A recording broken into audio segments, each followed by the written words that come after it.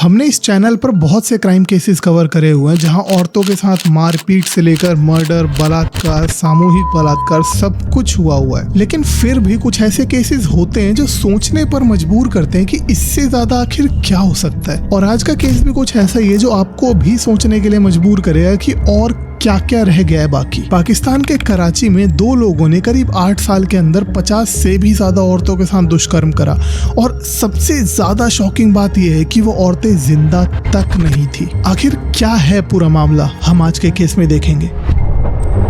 2003 से ही वजीरा और मोहम्मद रियाज कराची के ही पापोश नगर के कब्रिस्तान में माली का काम करते थे और उसी वक्त से आसपास के लोगों को दिखना शुरू होता है कि जो भी नई कब्रें होती हैं उनकी या तो स्लैब हटी हुई होती है या कोई कोना टूटा हुआ होता है। मतलब ऐसा देखने से लगता था कि हाँ, इस कब्र के साथ किसी ने छेड़छाड़ करी हुई है। तब आसपास के लोगों को लगता है कि कोई ना कोई तो रात में आता है जो इन कब्रों के साथ छेड़छाड़ कर रहा है। और उस वक्त कराची में बहुत ज्यादा शोर था कि जो लाशें हैं वो हॉस्पिटल से भी गायब हो रही हैं और कब्रिस्तान से भी गायब हो रही है। ऐसा मानना था लोगों का कि जो लोग लाशें चुरा रहे हैं वो बॉडी पार्ट्स निकाल के बेचते हैं। तो अब आसपास के जो लोग थे वो लोग कब्रिस्तान में पहरा देना शुरू करते हैं। अब लोगों ने पहरा देना शुरू करा, कुछ हफ्ते निकले, कुछ महीने निकले, धीरे धीरे लोगों ने पहरा देना बंद कर दिया। लेकिन मोहम्मद रियाज और वजीरा दोनों वहीं रहते थे। तो मोहम्मद रियाज कई बार रात में जगा रहता था और वो देखता था कि कौन है जो कब्र के साथ छेड़छाड़ कर रहा है। अब ऐसे ही एक रात मोहम्मद रियाज जगा हुआ होता है। वो देखता है कि वजीरा एक कब्र को खोद रहा है।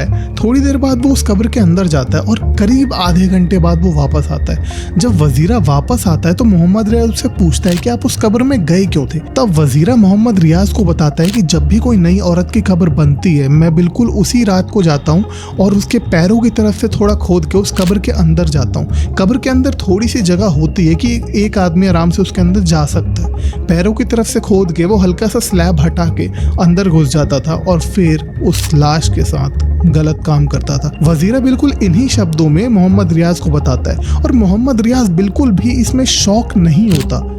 वो अगली बार से वजीरा के साथ जाने लग जाता है, वो उसका साथ देने लग जाता है इसमें। तुम कब्र खोदते थे, अंदर जाते थे और कब्र खोदते थे, स्लेब हटाते थे पीछे वाले पाँव की जगह में।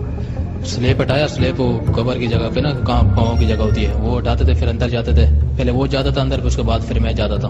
अब वजीरा और मोहम्मद रियाज दोनों ही उन लाशों के साथ दुष्कर्म करना शुरू कर देते हैं। अब क्योंकि दोनों ही उसी कब्रिस्तान के अंदर काम करते थे तो उनको पता होता था कि कौन सी औरत की कब्र है और ये कब लाई गई थी, कब यहाँ पे दफनाई गई है। जैसे ही दफनाने के बाद घर वाले वापस जाते अपनी सारे रीति रिवाज करने के बाद, ये दोनों रात के वक्त में उस कब्र को खोदते, पैरों की तरफ से खोद कर वो दोनों अंदर घुसते, लाशों के साथ दुष्कर्म करते और फिर वैसे ही वापस आ जाते। और तभी लोगों को लगने लगा था कि हाँ, यहाँ कुछ तो हो रहा है, क्योंकि जब भी वो लोग स्लैब खसकाते थे, इधर आगे पीछे करते थे तो कोई ना कोई चीजें छोड़ देते थे।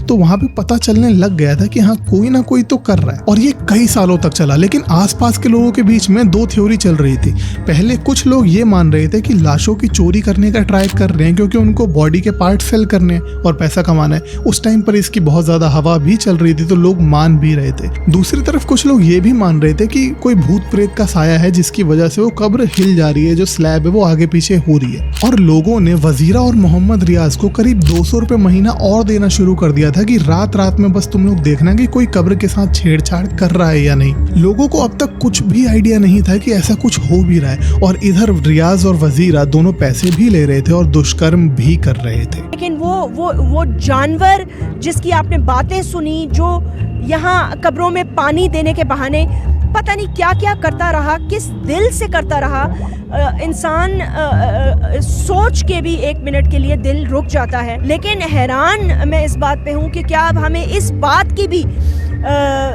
दिल में खौफ होगा कि हम कब्र में जानवरों से महफूज हैं या नहीं। और ये सब कुछ कई सालों तक चला। 2003 से ये सब शुरू हुआ था और कुछ सालों बाद वजीरा की मौत हो जाती है ज्यादा नशे के कारण। उन्होंने मिलके? जी हाँ, 48। ठीक है, वो मर गया, वो मर गया, तुम लगे रहे? हाँ, मैं करता रहा उसके बाद। तुम उसके बाद करते रहे ना, तो 48 से अब नंबर आगे बढ़ गया ना।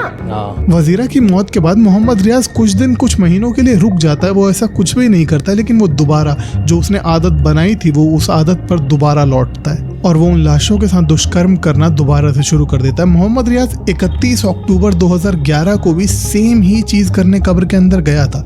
लेकिन वो जैसे ही अंदर जाता है उसको जो लाश है उसकी आंखों में से रोशनी दिखाई देती है। 40 के साथ मैंने किया। उसके बाद फिर एक वाकई मेरे साथ हुआ था, आखिरी आखिरी जो आखिरी मेरे साथ हुआ 48 के अलावा आखिरी जो हुआ उसमें समझो मैं कैसे कब्र खोदा, मैं समझो मैं अंदर गया, कब्र की तरफ से अंदर गया, पीछे स्लेब हटाया तो उसकी आंखों से रोशनाई हुई समझो। और वो बहुत ज्यादा डर जाता है, डर के मारे चिल्लाते हुए उस कब्र से बाहर निकलता है और भागते हुए चला जाता है। अब उसकी आवाज़ वो इतनी तेज चिल्ला रहा था कि आसपास के लोग उससे पूछते हैं कि क्या हुआ क्या हुआ, तो वो बताता है उनको कि कब्र में जो औरत है उसकी आंखों में से रोशनी निकल रही है। लेकिन लोगों का सिर्फ एक ही सवाल होता है कि रियाज उस कब्र के अंदर गया कि उसको कैसे पता है कि उसके औरत की आंखों में से रोशनी निकल रही है। लोगों को ऐसा लगने लगता है कि जो ये सारी कब्र के साथ छेड़छाड़ कर रहा था, तोड़फोड़ कर रहा था, ये सब कुछ मोहम्मद रियाज ही कर रहा था। अब तक लोगों को नहीं पता था कि ये क्या कर रहे थे इतने सालों से।